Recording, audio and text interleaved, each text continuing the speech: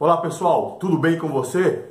Sejam todos bem-vindos ao nosso canal Espaço Teológico. Olha só que nome legal para o nosso novo canal falando sobre teologia. Se inscreva no nosso canal, divulgue, faça a sua pergunta logo embaixo aí no nosso link, mande a sua dúvida para respondermos. Nós estamos tratando sobre teologia. Meu nome é Marcos e hoje nós vamos começar o nosso primeiro vídeo com um tema quente, hein? Um tema muito legal. Que tema é este? Vamos lá? Gênesis capítulo 6, verso 1 e 2 diz que por se multiplicar os homens, os filhos de Deus viram que as filhas dos homens eram formosas e tomaram mulheres para si. A pergunta é esta: quem são esses filhos de Deus em Gênesis capítulo 6, verso 1 e 2? Bom, há três teorias para respondermos a esta pergunta. Nós queremos apresentar três teorias para responder esta pergunta. Obviamente são teorias, e como teorias têm vantagens e desvantagens também.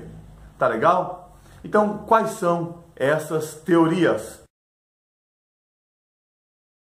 Primeira teoria, a teoria genética.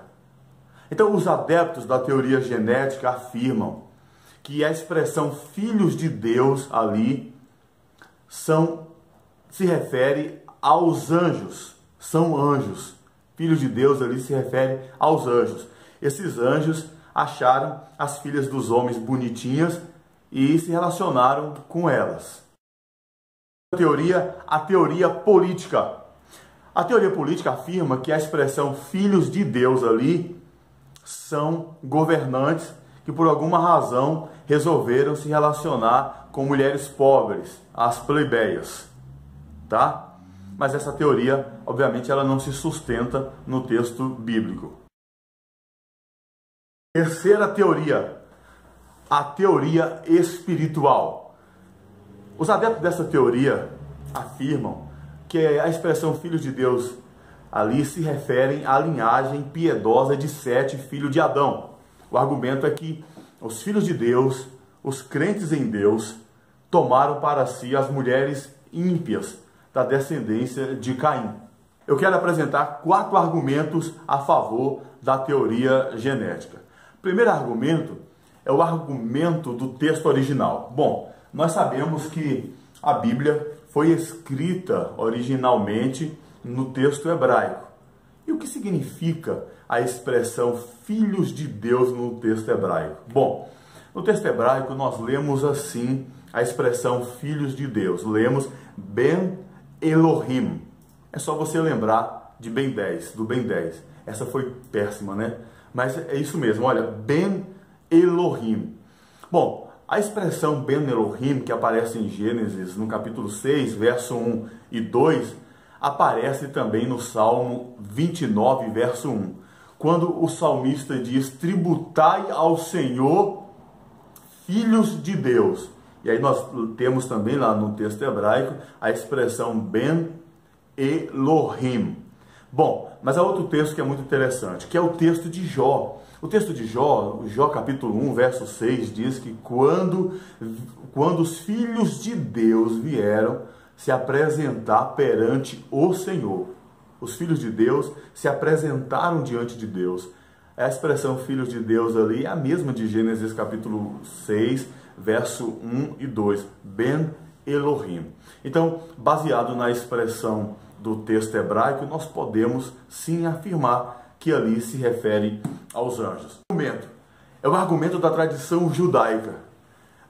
Há na tradição judaica uma crença, na realidade sempre houve uma crença, de que os filhos de Deus, em Gênesis 6, são anjos. Por exemplo, o livro dos 12 patriarcas, o livro do Jubileu, e principalmente esse livro aqui, o livro de Enoque.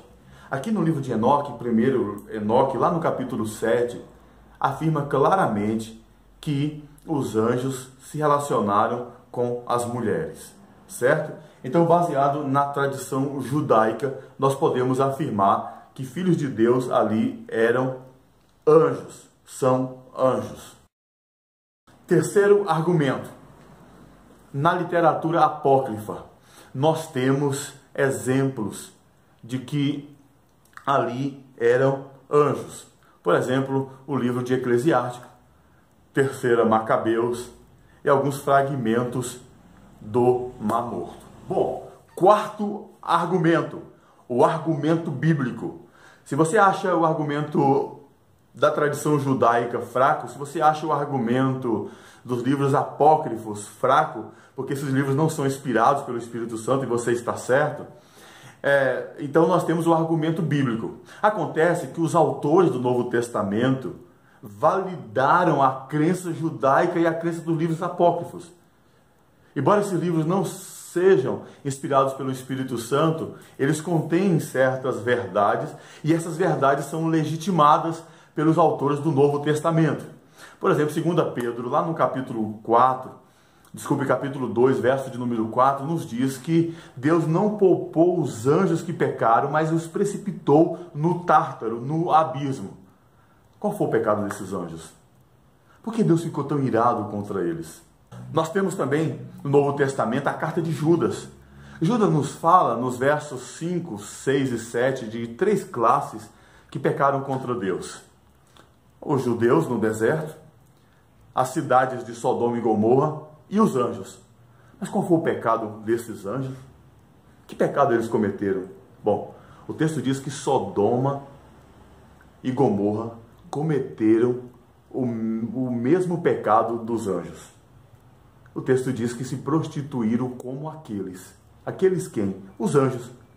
A palavra prostituir ali é a tradução do termo grego porneia.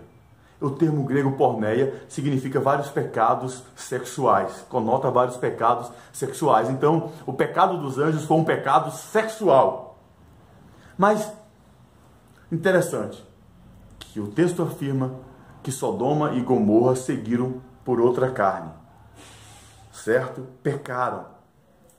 E o texto também nos diz lá claramente que os anjos também foram por outra carne. Ou seja, o que Judas estava querendo nos dizer? Judas estava dizendo que assim como Sodoma e Gomorra cometeram pecados de homossexualismo, os anjos também cometeram pecado sexual com as mulheres, as filhas dos homens. Mas aonde Judas achou essa informação? Bom, Judas leu este livro, primeiro livro de Enoque. Judas validou essa informação, porque toda verdade é verdade de Deus. Tá certo? Então, baseado nesses 4 argumentos, no texto hebraico, na tradição judaica, na tradição apócrifa e no Novo Testamento, nós podemos afirmar claramente que das 3 teorias que foram apresentadas, a melhor teoria é a teoria genética. Então, filhos de Deus, em Gênesis 6, verso 1 e 2, são os anjos que pecaram. Tá bom? Finalizo aqui esse primeiro vídeo, muito obrigado. E no próximo vídeo nós vamos falar sobre os gigantes, os nefilins. Mande sua pergunta, compartilhe. Até logo.